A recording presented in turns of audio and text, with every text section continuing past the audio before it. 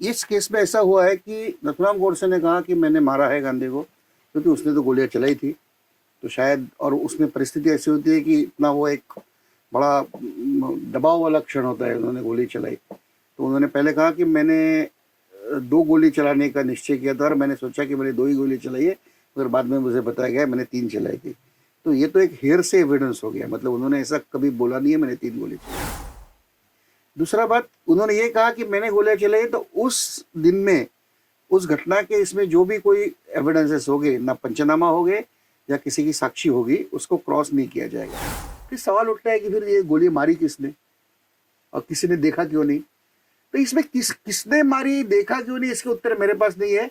मगर जब मुझे ये शंका आ गई तो गांधी का एक जो डेथ रिपोर्ट है उसको मैंने उसमें इंचेस में दिया था। तो वो जो जख्म होती है ना उसका डायमीटर, तो उसका साइज जब इंचेस से मैंने कन्वर्ट किया, बुलेट्स का entry wound entry wound exit wound, तो एंट्री वुंड है 4.23 mm और एग्जिट वुंड है 6.5 mm, और जबकि नथुराम गोडसे की बुलेट का साइज है 9 mm।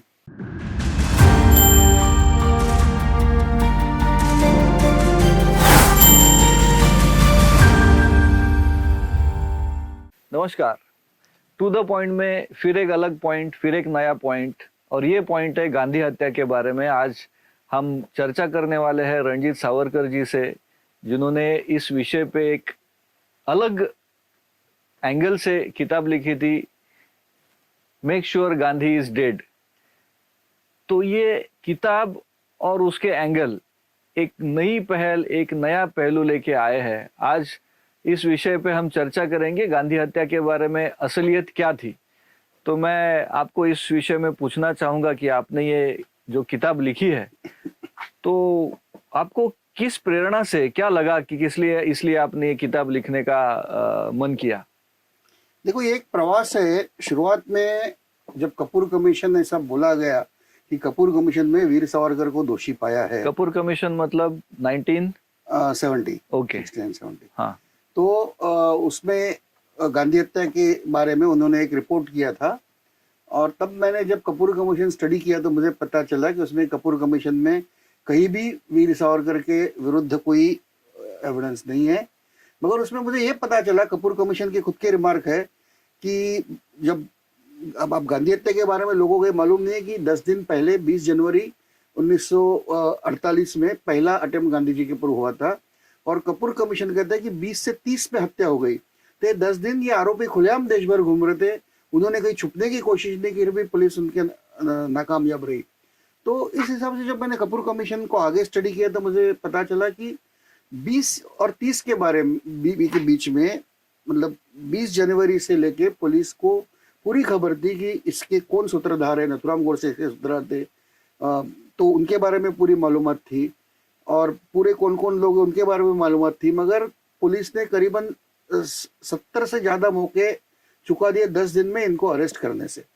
और सबसे बड़ी बात तो ये है कि जब 30 तारीख को नथुराम गोडसे को पता था, नारायण आप्टे को पता था कि वहां पे महाराष्ट्र की पुलिस होगी उन्हें पहचानने वाली, तो वो रेकी करने सुबह गए, करकरे और आप्टे। जब उन्होंने देखा कि कोई पुलिस नहीं तो वो भी अचंभित हो गए।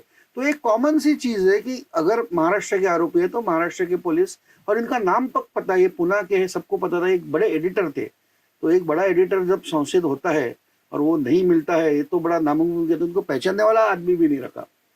तो ये सब मिलने के बाद मैंने थोड़ा और आगे जाके इसका रिसर्च किया, और मुझे ऐसा लगा कि एक 3 फेजेस है इसमें। पहले जो परिस्थिति जन्य हम लोग कहते हैं एविडेंस, तो उसमें मुझे ऐसा स्पष्टता लगा कि अगर नथुराम गोडसे ने गोली मारी भी होगी तो उन्हें गांधी को मारने की छूट दी गई थी। अच्छा, इसमें मैं आपको फिर पूछना चाहूंगा, आपका कहना यह है कि 20 जनवरी को पहला गांधी हत्या का प्रयास, असफल प्रयास हुआ था, और 30 जनवरी को हत्या हो गई, तो इस 10 दिन में पुलिस ने कुछ नहीं किया, ये आपका कहना जी।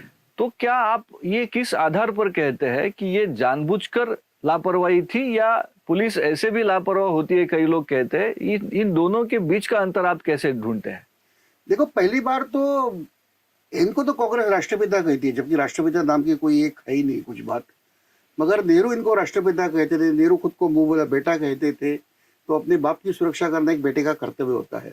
और इसीलिए जब 20 तारीख को जो अटेम्प्ट हुआ तो शाम से पुलिस बड़ी तेजी से हरकत में आई थी, और जो एक युवा पकड़ा गया था मदन लाल पाहवा, उनका स्टेटमेंट भी उन्होंने ले लिया रात को।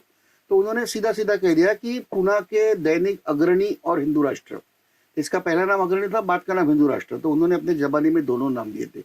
इनके मुद्रक और प्रकाशक इसके सूत्रधार है, और उन्होंने नगर के करकरे सेठ का भी नाम लिया कि वो मेरे साथ काम करते। तो ये तीनों बड़े प्रोमिनेंट एक्टिविस्ट थे, तो इनके नाम 20 तारीख को रात को ही आए थे। फिर रात को पुलिस हिंदू सभा भवन पहुंची 12-1 बजे, तो जहां मदन लाल रुका था। अब नेचुरल ये है कि आगे पुलिस ने हिंदू महासभा भवन के जो कार्यालयीन कार्यवाह होते, जिसके अंतर्गत पूरा कार्यालय होता है, तो उनके पास जाना चाहिए था, तो पुलिस 2 महीने उनके पास गई नहीं। और ये बात ऐसी है कि DW मेहरा नाम के DIG थे, वो खुद बीमार थे, मगर वो शाम से घर से पूरा इन्वेस्टिगेशन लीड कर रहे थे। जब 21 को उन्होंने सुबह बोला तो उन्हें कहा गया कि जो इंस्पेक्टर जनरल ऑफ पुलिस है वो जब IB के भी वहाँ के जो तब हेड थे संजयवी, तो ये जो संजयवी पिल्ले है जो IB के हेड थे, उनके पास दिल्ली पुलिस का ही वॉज इंचार्ज ऑफ IG, उन्होंने जब हाथ में लिया तो इनको बताया गया कि अब उन्होंने हाथ में लिया है तो भी आप दखल ना दो।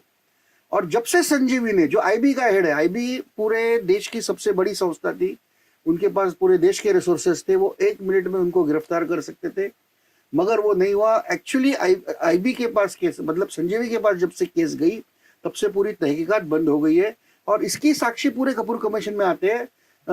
मैंने तो गिनना बंद कर दिया, 60-65 अटेम्प्ट्स मैंने गिने कि जहां इनको पकड़ा जाता था, उसके बाद तो छोड़ दिया। इसलिए मैं सेफली कहता हूँ कि 10 दिनों में 70 से ज्यादा मौके गवाए, और ये एक एजेंसी नहीं है। अब जब IB हरकत में आ गई तो दिल्ली पुलिस ने कुछ किया नहीं, बंबई पुलिस ने कुछ किया नहीं, अहमदनगर पुलिस ने कुछ किया नहीं, क्योंकि बंबई पुलिस ने अहमदनगर पुलिस के बारे में भेजा था कि करकरे कहाँ है, और उन पूना पुलिस को भी बोला था कि जो बड़गे थे जो सस्पेक्ट, उनके बारे में पूछा था, तो पूना पुलिस ने भी कुछ किया नहीं, महाराष्ट्र CID ने कुछ किया नहीं।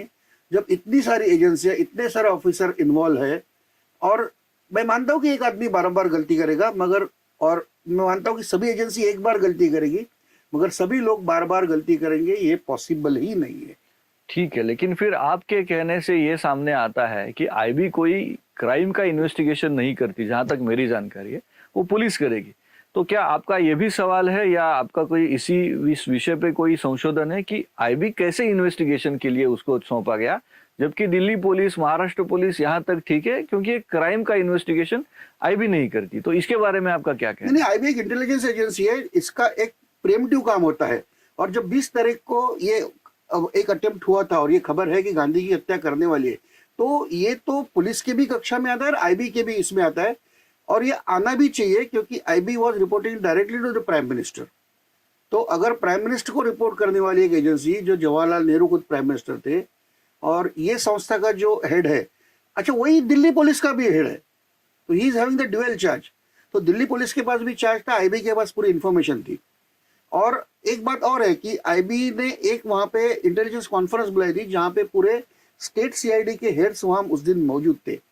अगर 20 तारीख को रात को एक रेड अलर्ट नोटिस निकलती है तो पूरे देश भर हो जाती है, और ये लोग पूरे जो दिल्ली से निकले तो ग्वालियर गए, कोई मथुरा गए, वहां से घूम के सब लोग कल्याण, मुंबई आ गए, पुणे आ गए, तो इनको पकड़ा जा सकता था, क्योंकि उस समय ट्रेनें भी बहुत कम थी। लेकिन फिर आपके कहने का दूसरा अर्थ ये निकलता है, अगर 2 और 2 बराबर 4 ऐसे पकड़े तो, कि IB अगर प्राइम मिनिस्टर को रिपोर्टेबल थी और IB के फ्लॉज है, तो क्या कहीं ना कहीं प्राइम मिनिस्टर के कहने पे ये रुकाया था, ऐसे आपका कहना है? डेफिनेटली मैं तो ऐसा कहता हूं कि अगर प्राइम मिनिस्टर के कहने पे ये ना होता तो संजयवी पिल्ले को तुरंत 20 तारीख के 30 तारीख के बाद सस्पेंड किया जाता। उनकी इंक्वायरी तक नहीं, उनको एक शोकॉज नोटिस भी नहीं दी गई, जबकि दिल्ली पुलिस ने मुंबई पुलिस को पास 22 जनवरी को 2 दिन के बाद अफसर भेजे थे कि इसकी इंक्वायरी करो। तो मुंबई पुलिस के DCP, deputy commissioner of police जो थे CID के नगर वाला, वो उनके पास गए।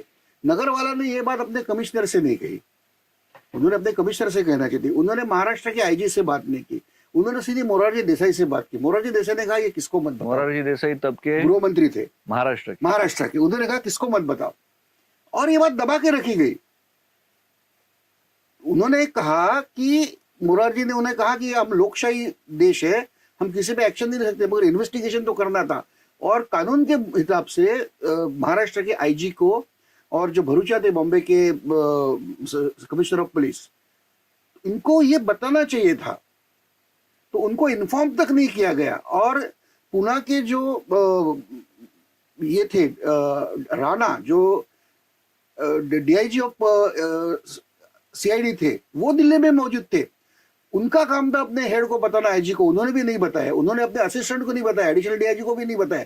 जबकि एडिशनल डीआईजी जो थे गुरटू, इनके पास थे लोगों की पूरी फाइल थी, तो ये छुपाया गया। इसके बाद भी एक भी अफसर को शोकॉज नहीं दिखाई गई, और मैक्सिमम अफसर जो इसमें इन्वॉल्व थे, जैसा मैंने देखा बॉम्बे के डीसीपी नगर वाला, वो तो गुजरात के आईजी बन गए। ये जो राणा है ना, जो दिल्ली में मौजूद था, उसके ऑफिस के नीचे जो पेपर बेचने वाला है ना, उसके पास जो पेपर इनका अग्रणी वहां बेचा जाता था, तो ये भी उनको आइडेंटिफाई नहीं कर। इट इज पॉसिबल ही नहीं है, तो उसको सीपीएन मेरर मतलब मध्य प्रांत का उसको आईजी बनाया गया। तो आपका कहना ये है, खैरात बांटी गई। आपका कहना ये है कि जिन अधिकारियों ने छानबीन नहीं की, उनको शिक्षा देने के बजाय उनको प्रमोशन किया जी। तो मेरा दूसरा सवाल ऐसा है कि ठीक है, ये तो इन्वेस्टिगेशन की बात हो गई। अब 20 जनवरी से 30 जनवरी तक गांधी जी को प्रोटेक्शन भी तो बढ़ाया होगा, क्या है? देखो, पहली बात तो गांधी का प्रोटेक्शन का अपोज ही नहीं था। गांधी जी का एक ही कहना था कि मेरे प्रार्थना सभा में जो आए उनको उनकी फ्रिस्किंग ना की जाए। तो एक सीधी सीधी बात थी, अगर गांधी जी कहते ठीक है तो बिरला भवन के बाहर फ्रिस्किंग कर लेते, गांधी जी के सामने करने की जरूरत नहीं थी। वो बात का पतंग बनाया गया, गांधी का अपोज है, गांधी का अपोज है। मैं कहता हूं कि जो डीडब्ल्यू मेहरा, जो मैंने जिनका पहले जिक्र किया था कि जिनके नेतृत्व में इन्वेस्टिगेशन बड़े जोर से शुरू हुआ था, वो 22-23 को गांधी जी के पास गए और उन्होंने उनको विनती की कि मैं आपके साथ रहूंगा पर्सनली आपके प्रोटेक्शन के लिए। तो गांधी जी ने कहा मुझे कोई एतराज नहीं, आप सिविल में रहिएगा। तो मेहरा वो शार्प शूटर, तो वो गांधी जी के साथ रहे। फिर उसके बाद उनकी तबीयत फिर बिगड़ गई, तो उन्होंने सुप्रीम पुलिस जो थे अमरनाथ भाटिया दिल्ली पुलिस के, उनको कहा कि आप गांधी जी के साथ रहोगे, तो वो गांधी जी के साथ रहे। तो गांधी जी का अपोजिशन ही नहीं था। अब बात यह है कि 29 तारीख तक अमरनाथ भाटिया गांधी जी के साथ थे, और 30 को जब नथुराम गोडसे उन्हें मारने आया तो भाटिया साहब गायब थे। अच्छा, भाटिया साहब के ऊपर भी एक्शन नहीं हो गई। भाटिया साहब ने कहा कि मुझे सीपीडब्ल्यूडी में कोई स्ट्राइक था, मैं वहां इन्वेस्टिगेट करने गया था, जिसकी जिम्मेदारी इनके राष्ट्रपिता के संरक्षण की है, नेहरू के मुंह बोले बाप के संरक्षण की है, वो नहीं करता है। प्राइम मिनिस्टर उनको एक सवाल तक नहीं पूछते उनको। लेकिन फिर कांग्रेस पक्ष के भी तो कोई कार्यकर्ता उधर रहते होंगे, ऐसे कुछ नहीं है? पहले रहते थे, इनको मना कर दिया इस बार 20 के बाद। नहीं, ये थोड़ा स्पष्ट बताइए क्या था? नहीं, पहले जब गांधी सितंबर अक्टूबर में वहां पे एक एरिया है भंगी कॉलोनी जी, तो एक ये झुग्गी झोपड़ी वाला एरिया है, वहां पे जब रहते थे तो कांग्रेस सेवा दल के करीबन 200 कार्यकर्ता उनको वो जो बस्ती है, वो मेहतरों की बस्ती है, मतलब साफ सफाई करने वालों की, तो उनकी वेशभूषा में, मतलब गांधी को पता भी नहीं था कि ये लोग कांग्रेस के हैं। अच्छा। उनके आजू बाजू रहे इनको ह्यूमन शील्ड प्रोवाइड करते थे। और जब गांधी दिल्ली में आए तो ये लोग गए थे वहां पे, तो इनको मना कर दिया। इनको कहा, बिरला भवन में इनको कहा गया कि पुलिस ने कि अभी जिम्मेदारी हमारी, आप बीच में ना आए। तो और मैं एक बात कहता हूँ कि ब्रिटिश जमाने में जब गांधी, आपको पता है, 3rd क्लास से ट्रेवल करते थे, तो उनके जो 3rd क्लास का डिब्बा होता था, वहां पे गांधी और उनके जो कुछ उनके साथी छोड़ के हर एक आदमी, मतलब वो भिखारी हो, कोई विक्रेता हो या कोई हो, वो सब ब्रिटिश पुलिस थे सिविल वर्दी में। अच्छा, तो इतनी प्रोटेक्शन उनको स्वतंत्रता के पहले दी जाती थी। अब नेहरू प्राइम मिनिस्टर के बनने के बाद उनकी तो सुरक्षा घटाई गई, उन्हें एक्सपोज कर दिया गया। आखिरी दिन अमरनाथ भाटिया वहां से निकल गए, तो ये बगैर कोई रिप्लेसमेंट दिए। अगर कोई भी साथ में रहता, एक ट्रेंड पुलिस ऑफिसर साथ में होता, तो नथुराम गोडसे के बीच में था। नथुराम गोडसे पिस्तौल निकालने के पहले वो बीच में आके इंटरवेंट करता था, उन्हें तो खुला छोड़ दिया। तो ये ऐसे हो गया, आप ये जो बता रहे हैं ये तो बड़ा आश्चर्यजनक चीज है। गॉडफादर जो एक नॉवेल है मारियो पुजो की, शायद आपने पढ़ी होगी, तो गॉडफादर पे हमला होता है तो उसी दिन उसका बॉडीगार्ड सिक लीव पे जाता है, ऐसे कुछ, तो शायद इससे इंस्पायर होके लिखा या वहां से इधर आ गया? देखो, हर क्रिमिनल नॉवेल में या क्रिमिनल फैक्ट्स में, जैसा बॉम्बे में कभी मतलब जब से गैंग वॉर शुरू हो गई और एनकाउंटर शुरू हो गए तब से ड्राइवर या यही तो गायब हो जाते हैं, ये तो फैक्ट है। और अमरनाथ भाटिया को वहां से दूसरे दिन इसके बाद तुरंत बॉम्बे ट्रांसफर किया गया, उनकी रिटायरमेंट पास में थी, उनको बाइज्जत रिटायर किया गया। तो कोई डिसिप्लिनरी इंक्वायरी, कोई not even a single show cause memo. और आज अगर होगा, एक सामान्य आदमी अगर पुलिस में कंप्लेंट करे कि मेरी जान खतरे में है और पुलिस को प्रोटेक्शन है, तो कम से कम तो इमीडिएटली तो सस्पेंड तो होना चाहिए, एक इंक्वायरी बैठना चाहिए, कुछ नहीं हुआ। तो ठीक है, इन शॉर्ट आपके दो कहने हैं। एक तो ऐसा है कि उनको प्रोटेक्शन नहीं दी गई थी या जो थी वो बहुत वीक थी, और दूसरा है कि जिन्होंने इन्वेस्टिगेशन में ठीक से नहीं किया तो उनको प्रमोशन कर दिया गया। अब तीसरा सवाल मेरा ये है कि ये पहले का या एक मिनट, मैं आपको पहली बात, प्रोटेक्शन दी ही नहीं थी। दूसरी बात, जो वहां पे जो अफसर थे प्रोटेक्शन नहीं दी, या नथुराम गोडसे को 60 से 70 बार उनको मौका था पकड़े, या पुणे से एक आदमी लाके गेट पे बिठा देते तो वहीं पे भी पकड़ सकते थे। मैं समझ गया, मतलब खुली छूट दी गई। मैं समझ गया। ये दो चीजें है कि ये तीन चीजें मिलके एक ही है कि गांधी हत्या के लिए आओ और गांधी को मारो, ऐसी खुली छूट दी गई। ये छूट के बारे में मैं समझ गया, लेकिन अंत में बात तो ये रहती है कि नथुराम गोडसे तो वहां पकड़े गए थे, वो पिस्तौल उनके हाथ से पकड़ा गया था, गोलियां भी तो मारी गई थी। तो इसके बारे में आप क्या कहेंगे? घटना तो हुई है। नहीं, ये तो पहली बात है। ये मैंने जब ये सब शुरू किया, इसका अध्ययन किया, तो पहला मेरा निष्कर्ष था कि कोई एक सत्ता, मतलब इसमें अंग्रेजी में हम लोग उसे स्टेट कहते हैं, एक व्यक्ति नहीं, एक स्टेट गांधी जी को मारना चाहती थी। नथुराम गोडसे गांधी को मारने वाले इंफॉर्मेशन थी और उन्हें छूट दी गई। ये मेरी पहला निष्कर्ष है।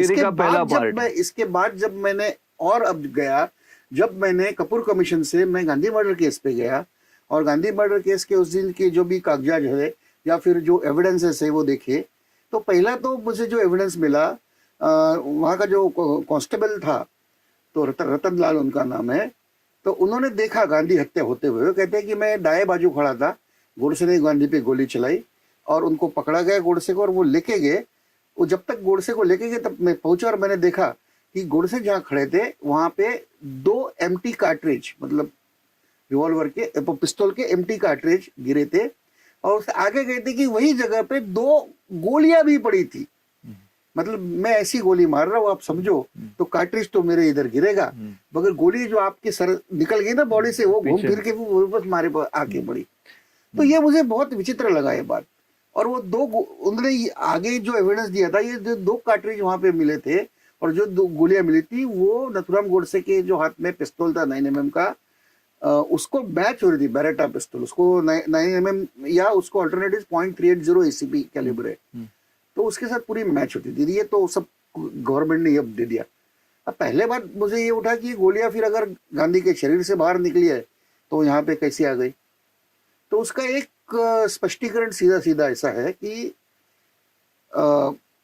गांधी जी की जब हत्या हुई उसके पहले 10 दिन पहले इन्होंने एक प्रैक्टिस की थी, टारगेट शूटिंग प्रैक्टिस, और उन्होंने उनके जो साक्षीदार है बडगे, उन्होंने कहा कि आप्टे ने पिस्तौल चलाई और वो गोली 10 मीटर तक भी नहीं गई, मतलब 10-12 मीटर पे एक पेड़ था, वहां तक भी नहीं गई, वो बीच में ही गिरी। और कितनी जानी चाहिए थी? तो नहीं, सुनो ना, तो फिजिक्स के हिसाब से वो गोली का वजन होता है 6.2 ग्राम्स। मैं खुद इंजीनियर हूँ, और इसके हिसाब से मैंने कैलकुलेट किया, रिवर्स कैलकुलेट, मैंने सोचा कि गोली 10 मीटर आके गिरी होगी, और इनकी नथुराम की जो हाइट देखी तो वो करीबन 5.5 फुट थी, तो 4.5 फुट से गोली चली और 10 मीटर के बाद जमीन पे गिरी। तो फिजिक्स का सीधा सीधा एक फॉर्मूला है, उससे पता चलता है कि उसकी स्टार्टिंग वेलोसिटी जो होती है 18 मीटर पर सेकंड है। अब आप एक क्रिमिनल लॉयर, आप जानते हैं फॉरेंसिक साइंस, तो उसमें एक सीधी सीधी बात है कि अगर गोली आपके शरीर में घुसना है, मैं बाहर आने की बात नहीं कर रहा हूँ, आपकी त्वचा को भेद कर अंदर घुसना है, तो उसकी मिनिमम वेलोसिटी 40 से 50 मीटर होना चाहिए। तो इसका एमिनेशन ही फॉल्टी था। इन्होंने जो गोली चलाई वो गांधी को बॉडी पे लगी और उनके पाँव के नीचे पड़ी, और ये तो गवर्नमेंट ने ये 2 साक्ष्यों से सीधा सीधा प्रूव किया। फिर सवाल उठता है कि फिर ये गोली मारी किसने और किसी ने देखा क्यों नहीं? तो इसमें किसने मारी देखा क्यों नहीं, इसके उत्तर मेरे पास नहीं है। मगर जब मुझे ये शंका आ गई तो गांधी का एक जो डेथ रिपोर्ट है उसको मैंने उसमें इंचेस में दिया था। तो वो जो जख्म होती है ना उसका डायमीटर, तो उसका साइज जब इंचेस से मैंने कन्वर्ट किया, बुलेट्स का entry wound entry wound exit wound, तो एंट्री वुंड है 4.23 mm और एग्जिट वुंड है 6.5 mm, और जबकि नथुराम गोडसे की बुलेट का साइज है 9 mm। राइट। तो मतलब बुलेट की साइज से एंट्री वुंड और एग्जिट वुंड इतना कम कैसा हो सकता है। तो इसके लिए मैंने वो जो रिपोर्ट है उन्होंने पूरा मतलब वो कर्नल अभी मुझे नाम याद नहीं उनका, मगर वो जो एक डॉक्टर थे वो पहले कर्नल थे मिलिट्री में रिटायर्ड हुए डॉक्टर थे, उन्होंने बड़ी बारीकी से जांच की, उन्होंने बड़ा एकदम प्रॉपर सब रिकॉर्ड करके रखा था entry wound exit wound size वगैरह।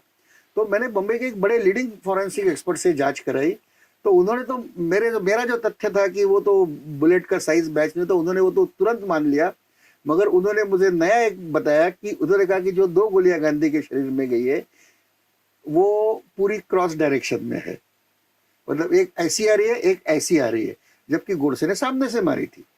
और तीसरी गोली जो है ना, तो वो जो यहाँ लगी है छाती पे, वो ये डायरेक्शन से आई है, मतलब एक गोली यहाँ से आ गई, एक गोली यहाँ से आ गई, एक गोली यहाँ से आ गई। तो 3 अलग अलग जगहों से गोलियां मारी गई, अलग गोली लगाई है। तो मेरा अनुमान ये है कि ये कोई स्नाइपर का ही काम है। 3 स्नाइपर्स ने ऑन कमांड, उनको वो होगा कि नथुराम, उनको पता था कि नथुराम गोडसे एक एडिटर है, उन्होंने जिंदगी में कभी पिस्तौल चलाई नहीं है, तो एक बार तो फेल हो चुके, हो सकता है अब भी फेल हो गए, मगर मौका देखो, जैसे वो पिस्तौल निकालेगा, कोई हरकत करेगा, आप गोली चला दो, ऑन कमांड ये चलाई गई।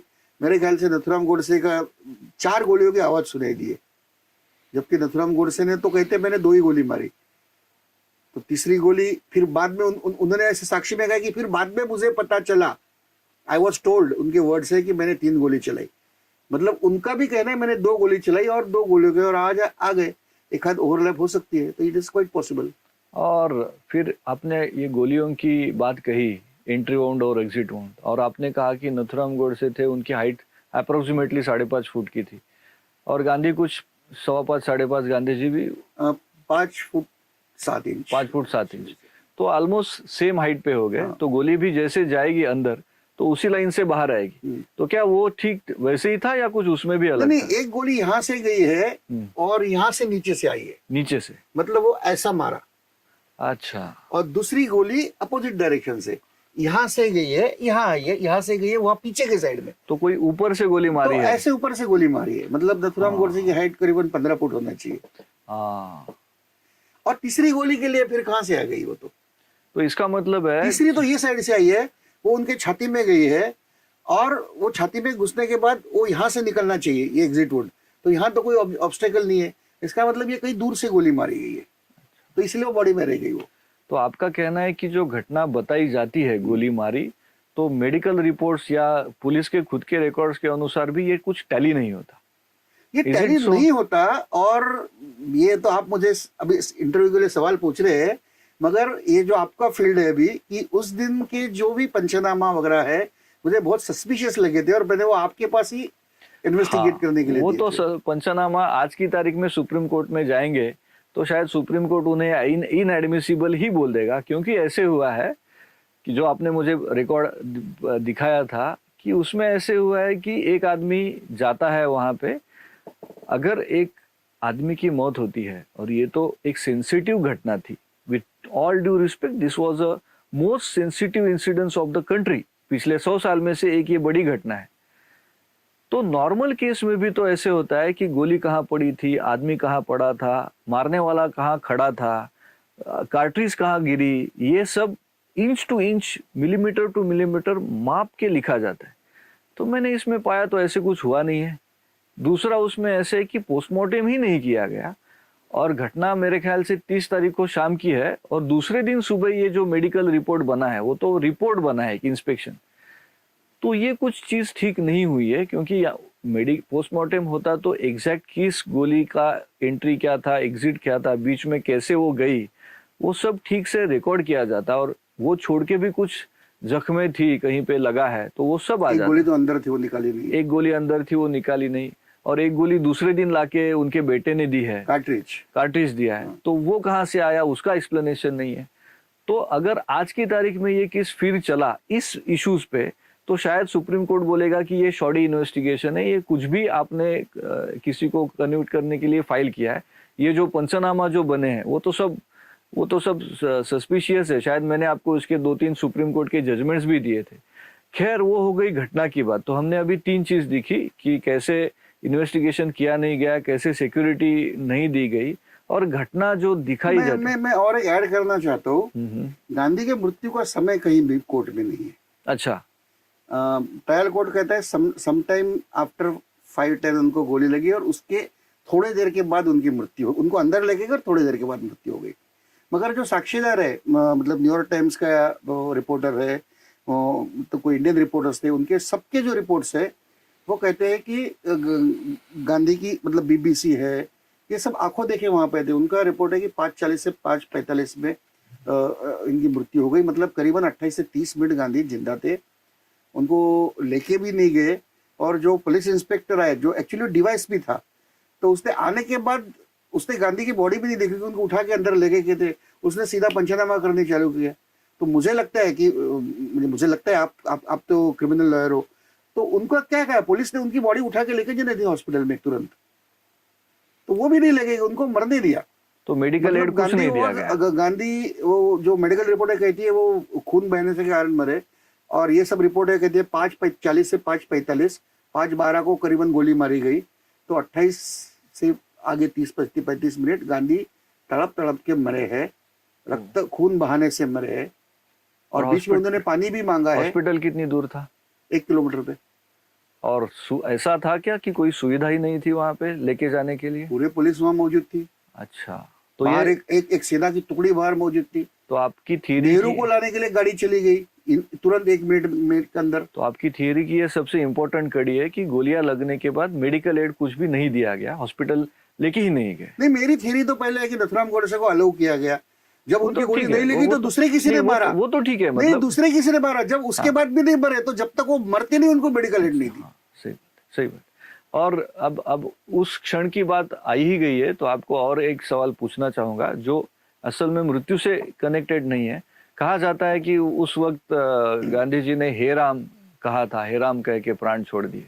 तो क्या ये हे राम वाकई में कहा गया था, नहीं गया था? आप कुछ उसके बारे में पढ़ पाए, कुछ संशोधन कर पाए हैं? देखो, हे राम कहने का कोई सबूत नहीं है, कोई न्यूज़पेपर ने इसे रिपोर्ट नहीं किया है।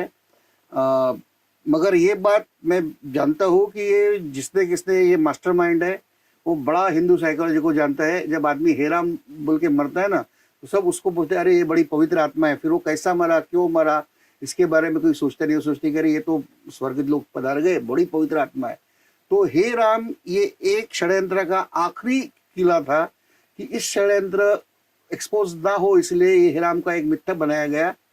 और क्योंकि फिर लोग पूछेंगे अरे गोली मारी भी 30 मिनट गांधी तड़प रहे थे, अपनी सुरक्षा क्यों नहीं दी, फिर वो अमरनाथ कहा था, ये से लेके सब सवाल पूछेंगे, वो 9mm का पूछेंगे, ये सब दबाने के लिए हे राम। और ये हे राम, मैं कहता हूं कि आप हाईकोर्ट का जजमेंट देखिए इस केस में।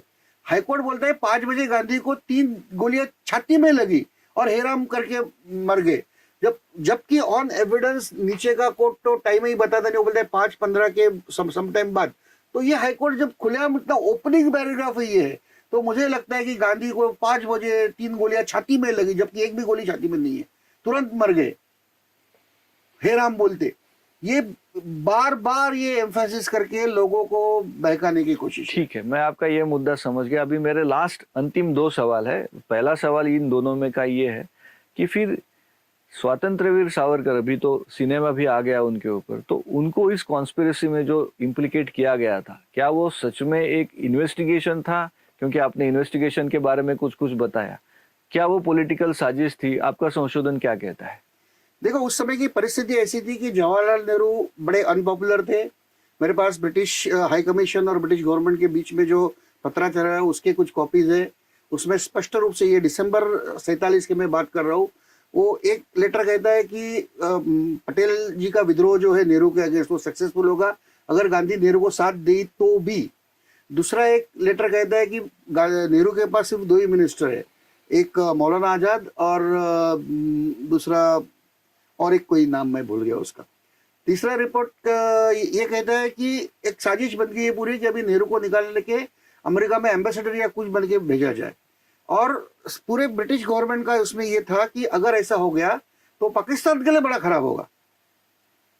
और एक चौथी बात उस समय की आप देखो, अगर पटेल अगर पंतप्रधान बन जाते तो निश्चित he was a very practical man, वो अमेरिका के साथ अपने ट्रेड रिलेशन करता, मगर वो नहीं बन पाए। इसलिए आगे के 20-30 साल भारत के ब्रिटेन के साथ ट्रेड रिलेशन चलते रहे, उनसे हम लोग एग्जॉर्बिटेंट प्राइजेस पे माल खरीदते रहे, हमारा नुकसान होते गया। मगर because Nehru was there and Nehru, ये मैं स्पष्ट रूप से कहना चाहता हूँ कि जैसा माउंटबेटन बोलते थे वैसा नेहरू काम करते थे। ये तो माउंटबेटन ने खुद इंटरव्यू में कह दिया है। तो एक पपेट प्राइम मिनिस्टर जो था उसको एस्टेब्लिश करने के लिए ये सब किया गया, ऐसा मेरा मानना है। रही सावरकर जी की बात, तो नंबर 2 की पॉलिटिकल पार्टी थी, 16% वोट शेयर था। किनकी पार्टी थी? सावरकर जी की जो हिंदू सभा थी, तो उसका 1946 में 16% वाली बड़ी पार्टी होती है। तो एक इनको वहां से डाल दिया। 30 से 40 हजार हिंदू सभा एक्टिविस्ट को जेल डाला गया, उनकी नौकरियां चली गई। एक बड़ी पार्टी रातों रात नेस्तनाबूद हो गई। मतलब आपका कहना है कि गांधी हत्या के तुरंत बाद अगर गांधी हत्या ना होती तो ऐसे इंडिकेशन है कि सावरकर जी और पटेल में कोई सुलह हो जाती, एक नया कॉम्बिनेशन आ जाता, और ये होता तो ब्रिटिशों का पूरा नुकसान हो जाता था, नेहरू का नुकसान हो जाता था, और क्रिमिनल कॉन्स्पिरेसी में जिसका फायदा है, अगर गांधी हत्या न होने से सबसे ज्यादा फायदा नेहरू का नहीं था, सावरकर जी का था।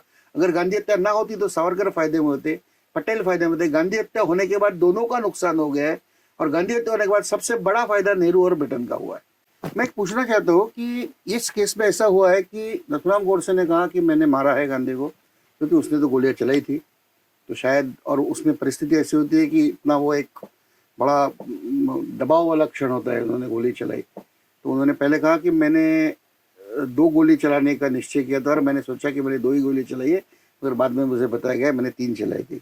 तो ये तो एक हेयर से एविडेंस हो गया, मतलब उन्होंने ऐसा कभी बोला नहीं है मैंने 3 गोली चलाई।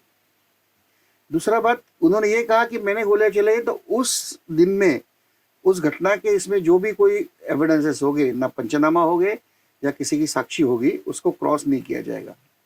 तो कोर्ट ने उनके वकील की सुन ली, उनको भी पूछा, तो गोडसे ने कहा कि क्रॉस नहीं होगा, तो कोर्ट ने मान लिया गया। तो मुझे ये पूछना है आपको कि क्या ये सही है कि सरकारी पक्ष का जो भी पुरावा कि जिसके कारण दूसरे भी आ सकते हैं प्रॉब्लम में, वो बगैर कोई क्रॉस, बगैर कोई वेरिफिकेशन सीधे के सीधे रिकॉर्ड में आ जाए? देखिए, ऐसा है कि ये नहीं हो सकता। जो भी न्यायपालिका है उसके 2 मूलभूत 2 तत्वों में यहाँ पे आपको बताना चाहूंगा। जो भारत में हम जिस न्यायपालिका के तत्वों के अनुसार जा रहे हैं, पहला तो ऐसा है कि न्यायपालिका ये मानती है कि पुलिस झूठ रिकॉर्ड बना सकते हैं, पुलिस के ऊपर भरोसा नहीं रखा जाए। ये फंडामेंटल प्रिंसिपल है, और इसी के कारण आप एविडेंस एक्ट देखोगे तो 200 साल ये एविडेंस एक्ट में हम जा रहे हैं, तो उसमें ऐसा है कि पुलिस के कस्टडी में जो पुलिस को कुछ बयान देगा तो वो कोर्ट में पढ़ा नहीं जाएगा। यहां से शुरू होता है। तो ये पहली बात। और दूसरी बात, अंतिम सत्य क्या है ये जज ने ढूंढना है। ट्रायल में पुलिस ये कहे, मुजरिम वो कहे, अंतिम सत्य क्या है ये, क्योंकि ट्रायल जो चलती है वो समाज, वो देश की ओर से चलती है। इसीलिए देखिए, आदमी versus state of Maharashtra, state of Karnataka जो भी लिखा जाता है, तो सरकार वो चलाती है, समाज चलाता है। तो पहली चीज ये है कि पुलिस ने जो भी किया वो ठीक किया, अच्छा किया, सच किया, ये प्रिजम्पशन कोई नहीं ले सकता।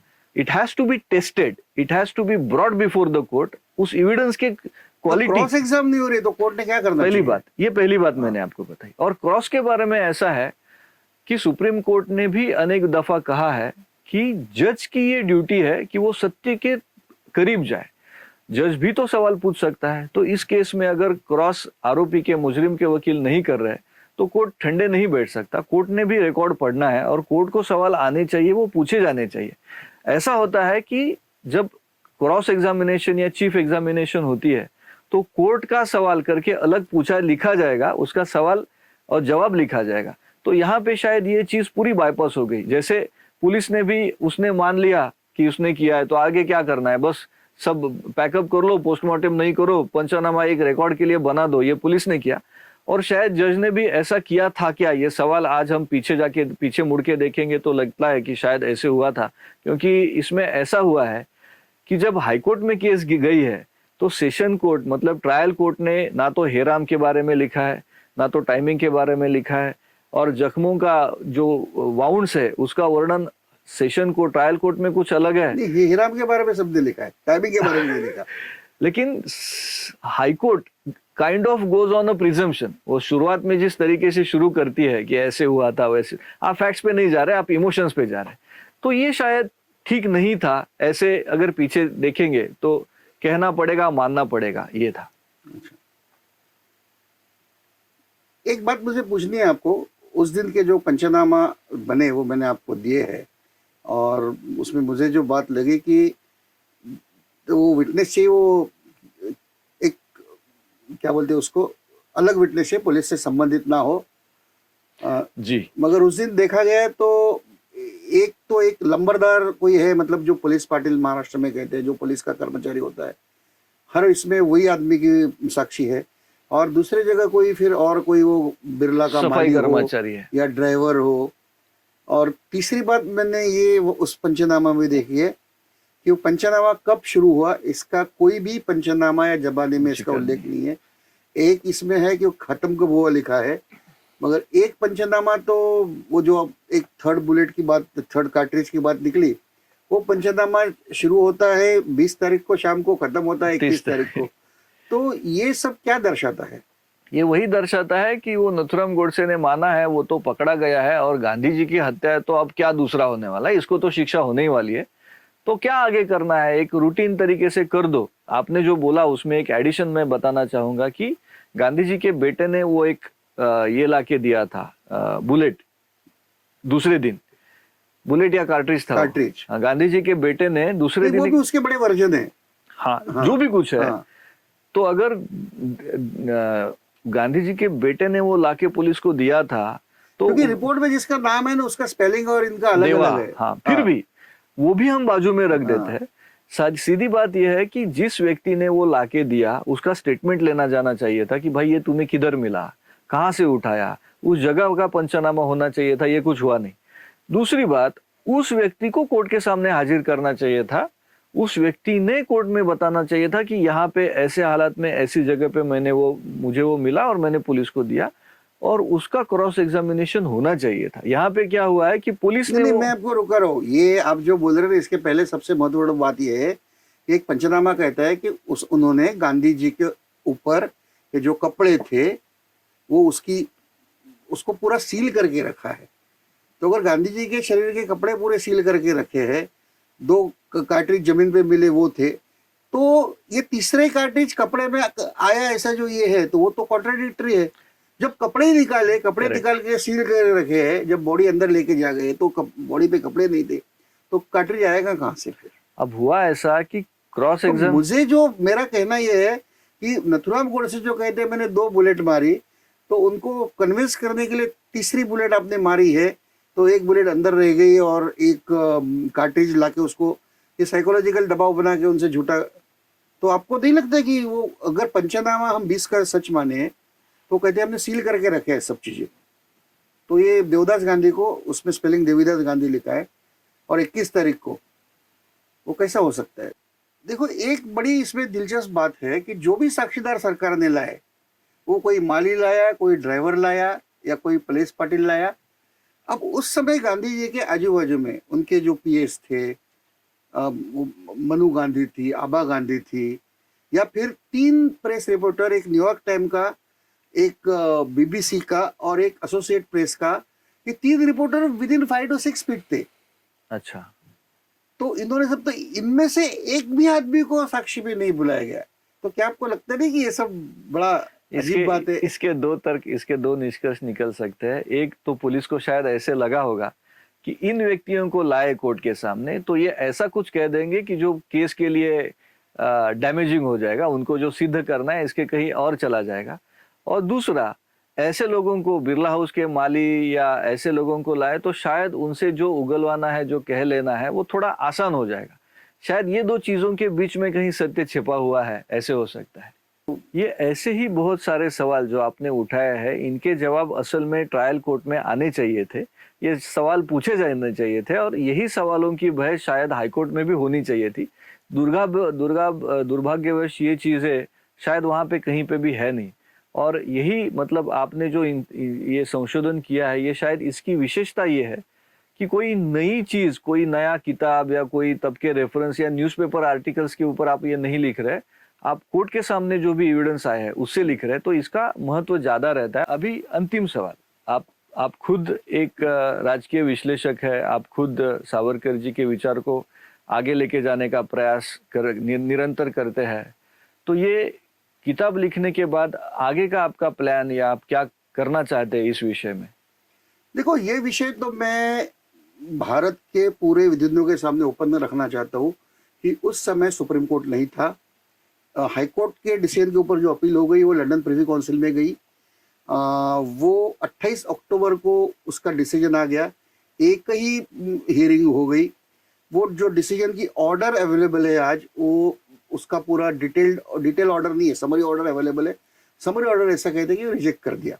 अभी वो क्यों रिजेक्ट किया, क्या किया, उसके बारे में क्या विचार विमर्श हुआ प्रिवी काउंसिल में, पता नहीं है। 28 अक्टूबर को होने के बाद 15 नवंबर को उनको फांसी लगा दिया, केवल 17 दिन के अंदर। मतलब ऑर्डर 28 को लंदन में आ गई, इनके हाथ में कब पहुंची मुझे पता नहीं। तो इनको आगे क्यूरेटिव पिटिशन का मौका नहीं दिया गया। उसके बाद अब 15 नवंबर को इनको फांसी हो गई और 26 जनवरी को, मतलब 46 डेज और कितने भी, इतना बहुत कम समय में 60-70 दिन में हमारा सुप्रीम कोर्ट अस्तित्व में आ गया। क्या इतनी जल्दी थी? मगर मेरा ये विचार है कि उनको सुप्रीम कोर्ट के सामने जाने की संधि ही नहीं मिली।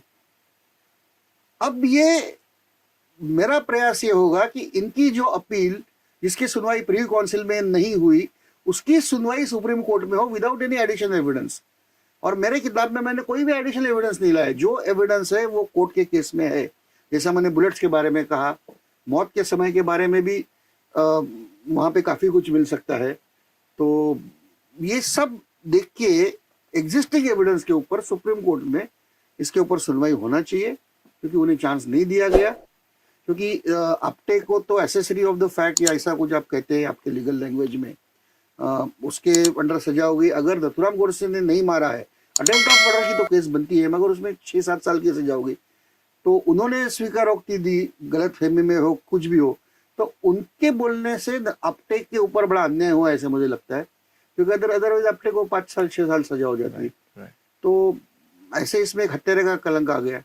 तो ऐसे इसमें अगर हो सकता है तो मैं चाहूंगा कि सुप्रीम कोर्ट, या मैं आपके माध्यम से करता हूँ, सुप्रीम कोर्ट ने सु मोटो इसको सुनवाई टू द पॉइंट में जो हमने चर्चा की, तो मुझे पर्सनली ऐसे लगता है कि इसकी चर्चा और होनी चाहिए और लोगों ने इसके बारे में अभ्यास करना चाहिए, तब जाके समाज के सामने एक मंथन इसमें हो जाएगा। आज हम टू द पॉइंट में इस अलग पॉइंट पे आज हमने चर्चा की, हमने देखा कि कैसे गांधी वध की केस में कोर्ट के सामने कैसे एविडेंसेस आए थे और कैसे ये चीजें जिस तरीके से सामने आनी चाहिए वैसे आई नहीं। ये एक अलग मोड़ है असल में, और इसके ऊपर चर्चा होनी चाहिए। इसके ऊपर और कोई अभ्यास करे और अपना तथ्य सामने लाए, क्योंकि अल्टीमेटली सत्य जीतना चाहिए। किसी एक व्यक्ति को चाहे या एक थ्योरी, एक साइड सामने लाए, ये गलत होगा। क्योंकि हमने देखा है यूरोप में या अमेरिका में भी आज ऐसा हो रहा है कि किसी को फांसी लग गई, किसी को मौत की सजा सुप्रीम कोर्ट के वहां से मिली, वो आदमी मर गया, और उस व्यक्ति के मरने के 10, 15, 20, 30, 40 सालों के बाद ये ध्यान में आ गया कि जिसको शिक्षा हो गई वो असल में गुनहगार था ही नहीं, कोई अलग आदमी ही था। लेकिन वहां पे उन्होंने ये माना, ये एक्सेप्ट किया, और जो मरा था उसको निर्दोष घोषित किया। ये तो वहां पे हुआ है। तो क्या इसमें आगे ऐसे चल के जाके होगा, और इसमें क्या चर्चा होगी, आगे आने वाला समय ही बताएगा। ये इतिहास के आवश्यक पन्ने हैं, तो हम इसके ऊपर आज ये सब हमने सुना।